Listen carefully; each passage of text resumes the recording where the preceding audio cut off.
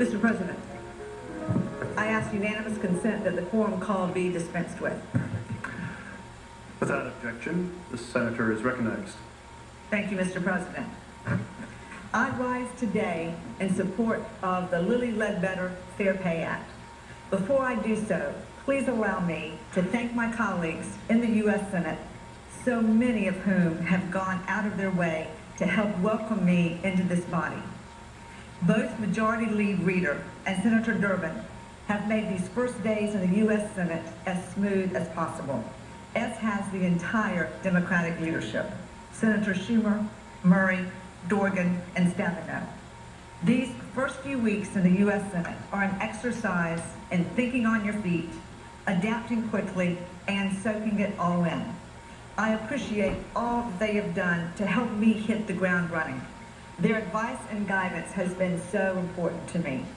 My colleagues on the other side of the aisle, including Leader McConnell, and especially the senior senator from North Carolina, Richard Burr, have also been very helpful, both to me and my staff.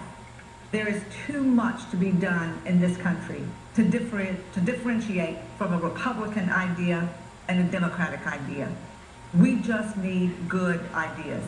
And I hope to work with all of my colleagues to identify and implement as many as I can.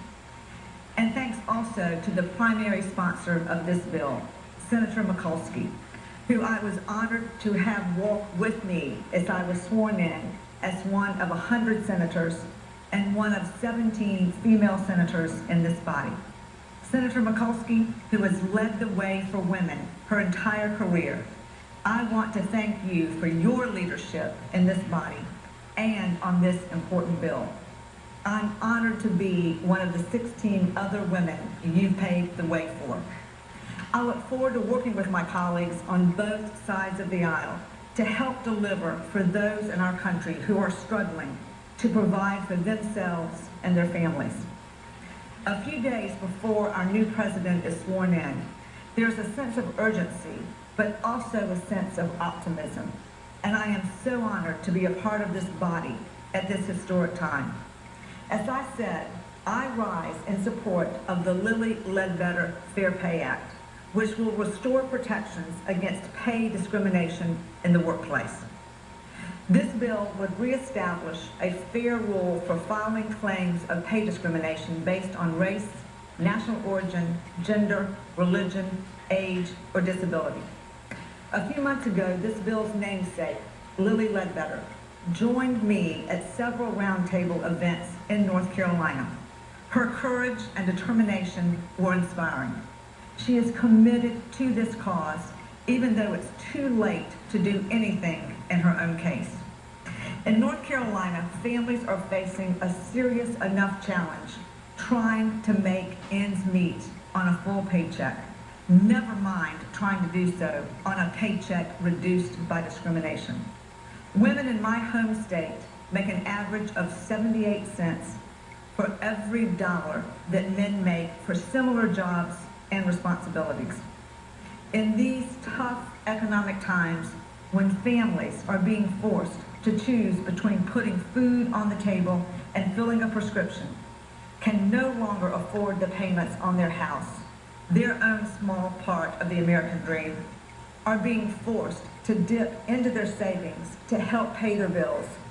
Why would anyone find it acceptable for women to make less than men, or white workers to make more than African Americans, or for someone to be discriminated against based on national origin, religion, or disability? Why would we allow it to be more difficult for working families instead of less? When someone is discriminated against in the workplace or anywhere else, surely they feel the impact of that discrimination for longer than 180 days. This bill would restore a reasonable time limit for filing pay discrimination claims, reestablishing the long-standing rule currently applied by 9 courts of appeals and the Equal Employment Opportunity Commission in pay discrimination cases before this unfortunate Supreme Court decision in May of '07. Importantly, this bill does not hold employers responsible for decades and decades of back pay. Current law limits back pay awards to 2 years before the worker filed a claim. This bill does not change that. It is limited to 2 years of back pay. Mr. President, when discrimination in the workplace results in a lower wage for those discriminated against, the people responsible should be held accountable. This bill helps them to do that. It does not place an undue burden on employers, nor does it open them up to decades-old litigation.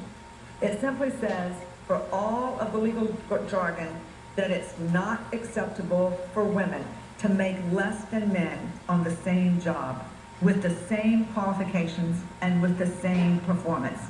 In 2009, that is not too much to ask. Mr. President, I yield the floor and suggest the absence of a quorum.